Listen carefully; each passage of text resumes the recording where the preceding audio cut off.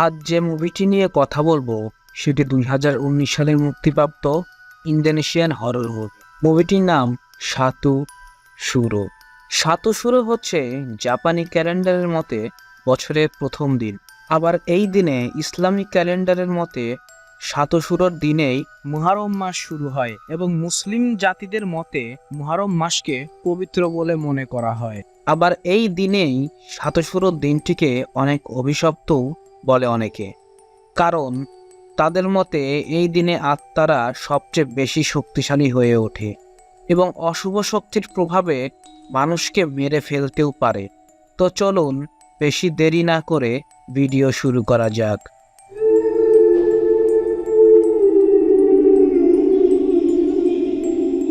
কাহিনীর শুরুতেই আমরা দেখতে পাই একটা হসপিটালের মধ্যে লাস্টি নামে একজন মেয়েকে পাগলের মতো ছোটাছুটি করতে, যে সবেমাত্র একজন নবজাতক শিশুর জন্ম দিয়েছিল। নিজের বাচ্চাকে সে খুঁজে পাচ্ছিল না। অপরদিকে হসপিটালের স্টাফরা সেই মেয়েটিকে ধরতে তাকে তাড়া করছিল। একটা সময় মেয়েটি লাস্ট্রি নিজের বাচ্চাকে খুঁজতে গিয়ে হসপিটালের একটা রুমে প্রবেশ করে ও সেখানে উপস্থিত ডক্টরকে জিজ্ঞাসা করে তার বাচ্চা কোথায়। ডক্টর প্রশ্নের উত্তর দিতে না পারায় তাকে আহত করে নিচে ফেলে দেয়। সেই রুমে উপস্থিত দুইজন নার্সকে ছুরিকাঘাতে আঘাত করে রুমের দরজা বন্ধ করে দিয়ে সেখান থেকে চলে যায় অন্য একটা রুমে, যে রুমে হসপিটালের সকল নিউ বর্ন বেবিদেরকে রাখা হতো। রুমে প্রবেশ করতেই সেখানে উপস্থিত নার্সদেরকে ভয় দেখিয়ে রুম থেকে বার করে ভিতর থেকে দরজা লক করে দেয়। খুঁজতে থাকে নিজের বাচ্চাকে। একটা বাচ্চাকে নিজের বাচ্চা মনে করে সে কোলে তুলে নেয়। ঠিক তখনই রুমের বাইরে দাঁড়িয়ে থাকা হেড নার্স বলে ওঠে, ওটা তার বাচ্চা নয়। তখন লাস্ট্রি প্রচণ্ড কষ্টে ও ক্রোধের কারণে সেই নবজাতক বাচ্চাটিকে ছুরিকাঘাতে মেরে ফেলে। সেই ভয়ঙ্কর দৃশ্য দেখে হেড নার্স বোঝানোর চেষ্টা করতে থাকে, কিন্তু লাস্ট্রি কোনো কথা না শুনে পাগলের মতন হয়ে একে একে রুমের সকল নবজাতক বাচ্চাকে হত্যা করতে থাকে। ততক্ষণে হসপিটালের নার্স ও সিকিউরিটি স্টাফরা রুমের দরজার লক ভেঙে ভেতরে প্রবেশ করে যায় ও তাকে থামানোর চেষ্টা করতে থাকে। লাস্ট্রি কারো কথা শোনে না, বরং আরও বেশি উত্তেজিত হয়ে কাচের বোতলের মধ্যে থেকে কেমিক্যাল মেঝেতে ছুঁড়ে ফেলে আগুন লাগিয়ে দেয়। পুড়ে যায় লাস্ট্রি। রুমের মধ্যে থাকা জ্বলন্ত ক্যালেন্ডার দেখে আমরা জানতে পারি যেদিন এই ঘটনা ঘটেছিল সেদিনটি ছিল শতশুরু। এরপর কাহিনী বর্তমানে চলে আসে, যেখানে আমরা বায়ু নামে এক লেখককে দেখি, যে তার নিজের আঙ্কেলের সঙ্গে দেখা করে কিছু টাকা ধার চাইতে এসেছিল, কারণ তার লেখা বইগুলো সেল একদমই মার্কেটে হচ্ছিল না। অপরদিকে তার স্ত্রী প্রেগনেন্টও ছিল। সেই উদ্দেশ্যে বায়ু তার স্ত্রীর জন্য একটা বাড়ি ভাড়া করতে চেয়েছিল। সব কথা শুনে আঙ্কেল বলেন, শহরের বাইরে আমার একটা বাগান বাড়ি আছে, তোমরা চাইলে সেখানে থাকতে পারো। এরপর আঙ্কেল বাড়ির চাবি ও কিছু টাকা দেয়, আর সেই টাকাকে ফেরত দিতে হবে না বলে জানায়। বায়ু আনন্দিত হয়ে শহরের বাইরে আঙ্কেলের বাগান বাড়িতে থাকতে চলে যায়। অ্যাডিন্ডার জঙ্গলে ঘেরা গ্রাম্য নিরিবিলি পরিবেশে সুন্দর এবং বড় বাড়ি দেখে খুবই খুশি হয়ে যায়। তারপর তারা দুজনে মিলে নতুন বাড়িতে তাদের জিনিসপত্র গোছাতে শুরু করে। সেই সময় বায়ু তার আঙ্কেলের একটা পুরনো অ্যালবাম খুঁজে পায়, যেখানে আঙ্কেলের বন্ধুদের ছবির মধ্যে লাস্ট্রির ছবিও দেখা যায়, যে মেয়েটি কাহিনীর শুরুতে আগুনে পুড়ে মারা যায়। এরপর কথার মাঝে ডেলিভারির প্রসঙ্গে উঠে এলে বায়ু অ্যাডিন্ডাকে বলে তাদের বাড়ির কাছেই একটা হসপিটাল আছে, তাই কোনো অসুবিধা হলেই আমাকে জানাবে, আমরা খুব সহজেই সেখানে পৌঁছাতে পারবো। পরদিন ভোরে বায়ু বুক পাবলিশারের সঙ্গে মিটিং করতে চলে যায়। অপরদিকে অ্যাডিন্ডা তখন বাড়িতে একাই ছিল। বেলা হলে অ্যাডিন্ডা বাড়ির কাছে একটা মার্কেটের উদ্দেশ্যে বেরিয়ে পড়ে, যেখানে পৌঁছে সে দেখে বেশিরভাগ দোকান বন্ধ করে মানুষ বাড়িতে চলে যাচ্ছে।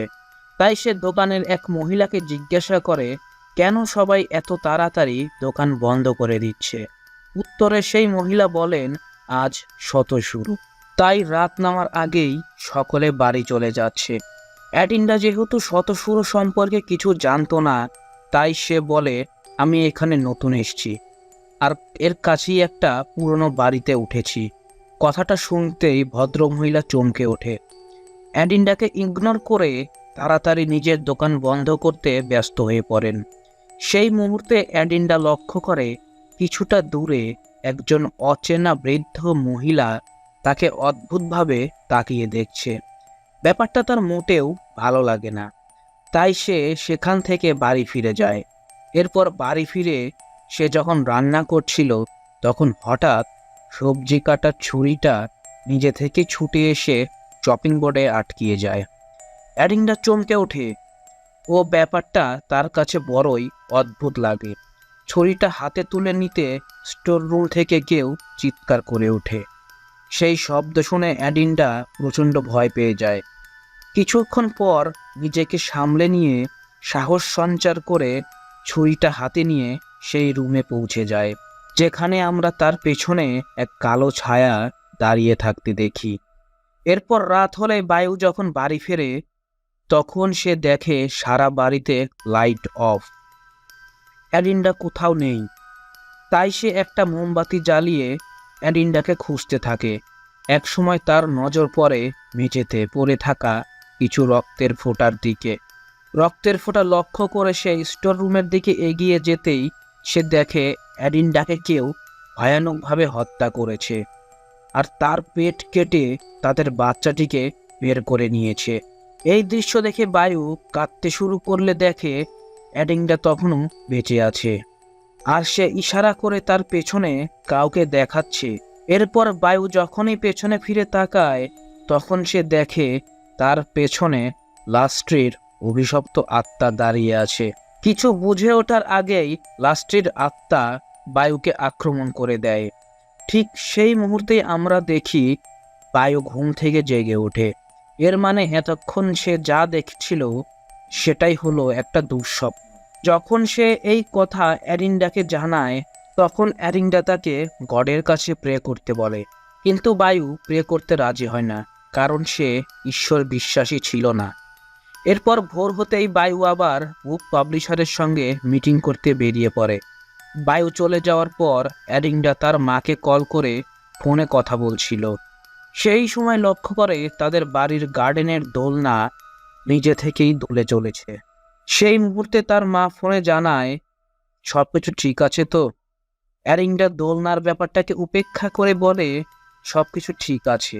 অপরদিকে তখন বায়ু তার পাবলিশারদের সঙ্গে কথা বলছিল, যেখানে পাবলিশারদের বক্তব্য ছিল তার লেখা বইগুলো আর মার্কেটে বিক্রি হচ্ছে না, সেই জন্য তাকে হরর স্টোরির ওপর বই লিখতে হবে, তবেই তারা লাভবান হবে। এদিকে অ্যাডিন্ডা তখন বাড়িতে ঘুমিয়েছিল। হঠাৎ বমি পাওয়ায় তার ঘুম ভেঙে যায়। সে তখন বিছানা ছেড়ে সিঙ্কের দিকে এগিয়ে যায়। এরপর বমি করতে গেলে তার মুখের ভেতর থেকে রক্তের সঙ্গে কিছু চুল ও 3টে ধারালো ব্লেড বেরিয়ে আসে। সেই দৃশ্য দেখে অ্যাডিন্ডা প্রচণ্ড ভয় পেয়ে যায়। কি করবে কিছুই বুঝে উঠতে পারে না। ঠিক সেই মুহূর্তে পুনরায় বমি করতেই গেলে তার মুখের ভেতর থেকে বেরিয়ে আসে একটা সদ্য জন্মানো মৃত বাচ্চা। তখনই সে আয়নায় দেখে কালো পোশাক পরনে 3জন ভয়ঙ্কর আত্মাকে তার পিঠের পেছনে দাঁড়িয়ে থাকতে, যারা তাকে ধরে রেখেছিল। এরপর আমরা দেখি অ্যাডিন্ডা ঘুম থেকে জেগে উঠেছে। এর মানে বায়ুর মতন সেও একটা দুঃস্বপ্ন দেখছিল। কিছুক্ষণ পর তার পেটে যন্ত্রণা শুরু হয়। সে তখন বায়ুকে মেসেজ করে জানায়। বায়ু অ্যাডিন্ডার মেসেজ পেতেই বাড়িতে ফিরে আসে আর তাকে নিকটবর্তী হসপিটালে নিয়ে যায়। হসপিটালে উপস্থিত 2জন নার্স বায়ুর কথা শুনে অ্যাডিন্ডাকে একটা হুইল চেয়ারে বসিয়ে ভেতরে নিয়ে চলে যায়। এদিকে বায়ু হসপিটালের কাউন্টারে দাঁড়িয়ে ফর্ম ফিল আপ করার সময় দেখে দেয়ালে ঝুলানো ঘড়িটাতে 3:12 হয়েছে, কিন্তু তার হাত ঘড়িতে আসল সময় দেখাচ্ছে 8:15।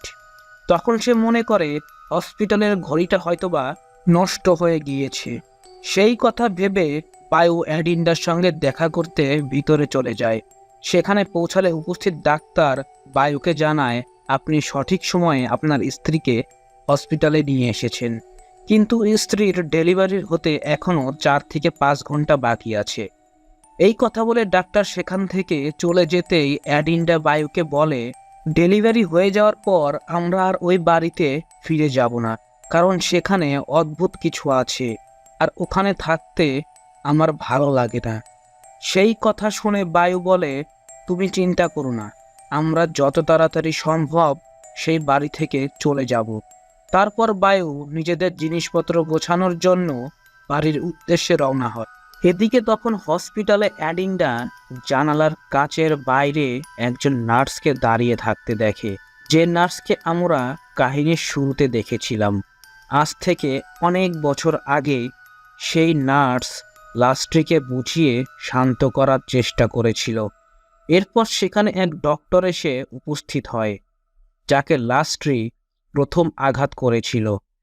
এর থেকে আমরা বুঝতে পারি এটা আসলে সেই হসপিটাল যেখানে শত দিনে লাস্ট্রি আগুনে পুড়ে মারা গিয়েছিল। কিছুক্ষণ পর হঠাৎ সেই ডক্টরটি কোনো কারণ ছাড়াই নিজের মাথা রুমের দেয়ালে জোরে জোরে ঠুকতে থাকে এবং তার কপাল ফেটে রক্ত বের হলে সে সেই রুম থেকে চলে যায়। ঠিক সেই মুহূর্তে হসপিটালে লোডশেডিং হয়ে যায়। কয়েকটা এমার্জেন্সি লাইট শুধু জ্বলে থাকে। অ্যাডিনটা প্রচণ্ড ভয় পেয়ে নার্সকে ডাকতে অপারেশনের রুম থেকে বেরিয়ে পড়ে, কিন্তু অনেক ডাকাডাকির পরেও সেখানে কোনো নার্স আসে না। এরপর সে আরও কিছুটা এগোলে একটা রুমের ভেতরে দুইজন নার্সকে জড়বস্তুর মতন দাঁড়িয়ে থাকতে দেখে। কথা বলতেই রুমের ভেতরে পৌঁছালে হঠাৎ রুমের দরজা বন্ধ হয়ে যায়। রুমের ভেতর দেখা যায় আরও একজন নার্সকে, সে ধীরে ধীরে অ্যাডিন্ডার দিকে এগোচ্ছিল। সেই দেখে অ্যাডিন্ডা প্রচণ্ড ভয় পেয়ে নিজের চোখ বন্ধ করে নেয়। এরপর পুনরায় চোখ খুললে সে দেখে সে রুমের বাইরে। অপরদিকে বায়ু নিজের জিনিসপত্র গুছিয়ে যখন হসপিটালের দিকে যাচ্ছিল, তখন সেই রাস্তার একপাশে একটা দোকানকে খোলা অবস্থায় দেখতে পেয়ে কিছু খাওয়ার উদ্দেশ্যে গাড়ি থামায়, আর দোকানদারকে জিজ্ঞাসা করে, আজ সব মানুষ সময়ের আগেই দোকান বন্ধ করে দিচ্ছে কেন? দোকানদারটি বলে, আজ শতশুর রাত, এই রাতে অশুভ আত্মারা সবচেয়ে বেশি শক্তিশালী হয়ে ওঠে, এই জন্য সকলেই তাড়াতাড়ি দোকান বন্ধ করে বাড়ি ফিরে যাচ্ছে, তাই আপনিও বাড়ি ফিরে যান। সেই কথা শুনে বায়ু জানায় তার স্ত্রীর পাশেই একটা হসপিটালে অ্যাডমিট আছে, কারণ আজ তার ডেলিভারি হবে। তখন দোকানদারটি সেই কথা শুনে অবাক হয়ে যায়। সে বলে, এখানে আশেপাশে তো কোনো হসপিটাল নেই, আর যে হসপিটালের কথা আপনি বলছেন সেটা তো অনেক বছর আগেই বন্ধ হয়ে গিয়েছে। সেই কথা শুনে বায়ু অবাক হয়ে যায়। সেই দোকান ছেড়ে হসপিটালের দিকে গাড়ি নিয়ে ছুটে যায়। হসপিটালের সামনে পৌঁছাতেই সে চমকে ওঠে, আর সে বুঝে যায় দোকানদারটি তাকে মিথ্যা কথা বলেনি, কারণ যেই হসপিটালকে কিছুক্ষণ আগেই সে নতুন অবস্থায় দেখেছিল, এটা সেটাই একটা পরিত্যক্ত রূপ ধারণ করে নিয়েছে। এরপর বায়ু টর্চ হাতে করে অ্যাডিন্ডাকে খুঁজতে সেই পরিত্যক্ত হসপিটালের ভেতরে প্রবেশ করে। অপরদিকে তখন অ্যাডিন্ডা সেই পরিত্যক্ত জায়গাটিকে একটা হসপিটাল বলেই মনে করছিল। এর মানে সে তখনও আত্মাতের জগতেই বিচরণ করছিল। এরপর অ্যাডিন্ডা হসপিটালের নার্স ও ডাক্তারকে খুঁজতে গেলে সেখানে একজন পরিচ্ছন্ন কর্মীকে দেখতে পায়, যার ধর থেকে মাথা কাটা অবস্থায় ঝুলে পড়েছিল। সেটা দেখে অ্যাডিন্ডা ভীষণ ভয় পেয়ে চিৎকার করতে করতে সেখান থেকে পালিয়ে যায়। অন্যদিকে বায়ু অ্যাডিন্ডার চিৎকারের শব্দ শুনতে পেলেও তাকে দেখতে পায় না। এরপর বায়ু সেই শব্দকে অনুসরণ করে একটা রুমে পৌঁছে যায়, যেখানে সে একটা দরজার পেছনে আধা পোড়া মৃতদেহকে পড়ে থাকতে দেখে। সে দেখে সেখান থেকে পালাতে গেলে হঠাৎ তার সামনে সেই আধা পোড়া মৃতদেহটা এসে দাঁড়িয়ে পড়ে। সে সেখান থেকে কোনো রকমে পালিয়ে অন্য একটা রুমের মধ্যে নিজেকে বন্ধ করে নেয়। অন্যদিকে অ্যারিন্ডা লাস্ট্রির আত্মাকে দেখতে পেয়ে ভয়ে পালাতে থাকে। একসময় সে পালিয়ে পোস্টমর্টম রুমে পৌঁছে যায়, আর ওখানে তার হাতে লেগে একটা কাচের গ্লাস মেঝেতে পড়ে ভেঙে যায়। তৎক্ষণাৎ কাঁচ ভাঙার শব্দ শুনতে পেয়ে রুমের মধ্যে থাকা সকল মৃতদেহগুলো জেগে উঠে অ্যারিন্ডা সেগুলো দেখে সেখান থেকেও পালিয়ে যায়। এরপর সে লাস্ট্রির মনুষ্য দেহ দেখতে পায়, যে নিজের আনবর্ন বেবির সঙ্গে কথা বলছিল। এরপর অ্যারিন্ডা যখন তার কাছে এগিয়ে যায়, তখন সে এক ভয়ঙ্কর রূপ ধারণ করে অ্যারিন্ডাকে ভয় দেখাতে থাকে। অ্যারিন্ডা মেঝেতে পড়ে যায়, আর লাস্ট্রি অ্যারিন্ডার পেটে থাকা বাচ্চাটিকে মারতে নিজের হাত স্পর্শ করতেই সে তার চোখের সামনে অতীতে ঘটে যাওয়া কিছু দৃশ্যকে দেখতে পায়, যেখানে সে দেখে কায়াকো নামে এক সংগঠন যারা শয়তানের পুজো করত, তাদের কিছু সদস্যরা ডাক্তারের সঙ্গে মিলে তারা বাচ্চার ওপর কালো জাদু করেছিল।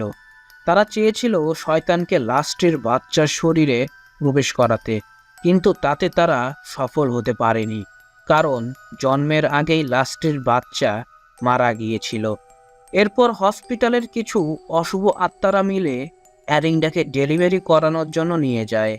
এরপর বায়ু সেই আধমরা পচা দেহটাকে তার হাত থেকে নিজেকে বাঁচাতে রুমের ভাঙা ছাদের অংশ দিয়ে পালাতে গেলে অন্য একটা রুমের মধ্যে পড়ে গিয়ে জ্ঞান হারায়। সেই সময় সে একটা স্বপ্ন দেখে, যেখানে তার বাবা বলছিলেন, তোমার জন্ম নেওয়ার সময় আমি এক কায়াকো গোষ্ঠীকে কথা দিয়েছিলাম তোমাকে তাদের হাতে তুলে দেব, কিন্তু তোমার শারীরিক দুর্বলতার কারণে সেটা সম্ভব হয়নি। তখন সে গোষ্ঠীর লোকেরা বলেছিল, যদি আমার পরিবারের আবারও কোনো সন্তানের জন্ম হয় তাহলে তারা তাকে কেড়ে নেবে। ঠিক সেই মুহূর্তে বায়ু জ্ঞান ফিরে পায়, অ্যারিন্ডা শব্দ শুনতে পায়। অন্যদিকে অ্যারিন্ডা একটা বাচ্চার জন্ম দেয়। সে বাচ্চাটিকে কেড়ে নিতে হসপিটালের সকল আত্মারা ধীরে ধীরে এগিয়ে আসতে থাকে। কিছুক্ষণ পর রুমের মধ্যে সেই ভয়ঙ্কর দেখতে বৃদ্ধ মহিলাটি জ্বলন্ত মশাল হাতে উপস্থিত হয়, যার সঙ্গে অ্যারিন্ডার পূর্বে দেখা হয়েছিল মার্কেটে। সে উপস্থিত অশুভ আত্মাদেরকে লক্ষ্য করে মুঠো মুঠো কিছু একটা জিনিস ছুঁড়ে দিতে থাকে, যে কারণে আত্মারা আগুনের ফুসলিঙ্গের মতো ছড়িয়ে পড়ে অদৃশ্য হয়ে যায়। এরপর বৃদ্ধ মহিলা অ্যারিন্ডা ও তার নবজাতক শিশুটিকে আত্মাদের হাত থেকে বাঁচিয়ে সেখান থেকে বেরিয়ে আসার চেষ্টা করতে থাকে। সেই সময় অ্যারিন্ডা তার স্বামী বায়ুকে খুঁজে পায়, আর তারা তখন একে অপরকে দেখতেও পাচ্ছিল।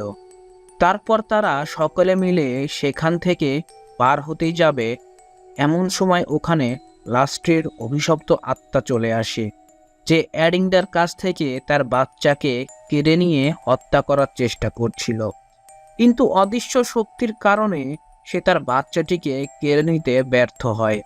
তখন লাস্ট্রির অভিশপ্ত আত্মা বায়ুকে আক্রমণ করে তার শরীরকে পজেস্ট করে নিয়ে অপরদিকে অ্যারিন্ডা সেখানে থেকে পালিয়ে ও অন্য একটা রুমে গিয়ে লুকিয়ে পড়ে।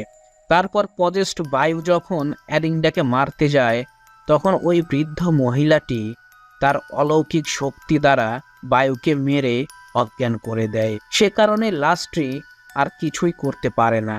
এরপর বৃদ্ধ মহিলা অ্যারিন্ডার কাছে পৌঁছে তাকেও মেরে অজ্ঞান করে দেয়।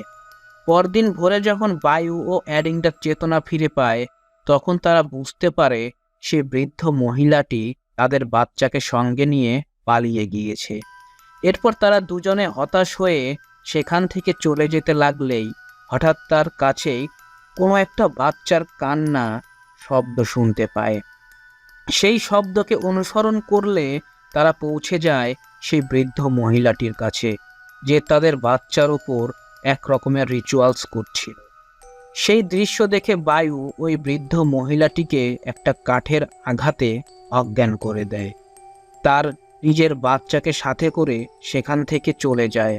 তাদের চলে যাওয়ার কিছুক্ষণ পর ওই বৃদ্ধ মহিলাটি চেতনা ফিরে পায় আর পাগলের মতো নাচতে থাকে। এরপরেই কাহিনীর আসল রহস্য প্রকাশ পায়। আসলে ওই বৃদ্ধ মহিলাটি কায়াকো গোষ্ঠীর একজন সদস্য ছিলেন, যে কল করে কাউকে বলছিল রিচুয়ালস সফল হয়েছে, ডেমনকে একটা বাচ্চার শরীরের মধ্যে প্রবেশ করানো হয়ে গিয়েছে। এর মানে আমরা বুঝতে পারি অ্যাডেন্ডা ও বায়ুর সন্তানের শরীরে ডেমনকে প্রবেশ করিয়ে দিয়েছে। এরপরই আমরা দেখি বৃদ্ধ মহিলাটি যাকে কল করেছিল সে আসলে বায়ুর আঙ্গেল ছিল, যে নিজেই কায়াকো গোষ্ঠীর সদস্য ছিল। বায়ু আর অ্যাডিন্ডা ছিল তাদের উপলক্ষ মাত্র। যে দিনটিতে এই ঘটনা ঘটেছিল সে দিনটাও ছিল শত শুরু। আর মুভি এখানেই শেষ হয়ে যায়। মুভিটি ভালো লাগলে like, comment, share and subscribe করতে ভুলবেন না।